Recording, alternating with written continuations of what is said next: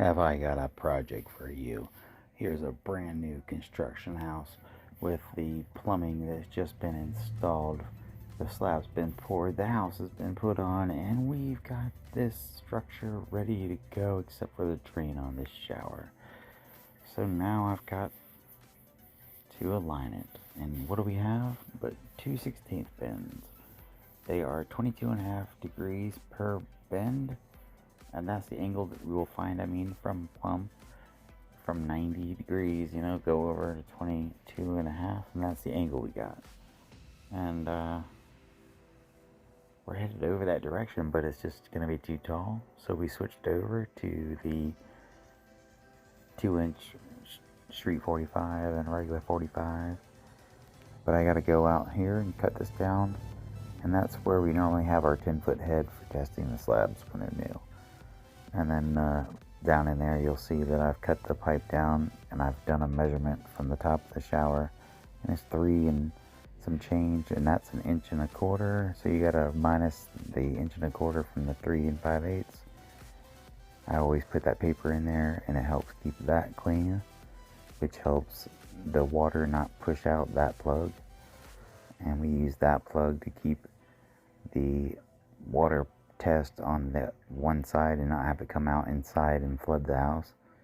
And then I fill the top of this up after we're all done here. So you can see it's aligning up well. So I go ahead and mix up my mortar and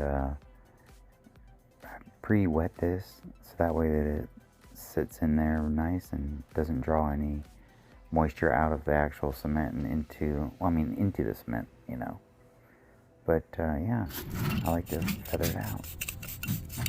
I wonder if we can listen to that. Let's do that.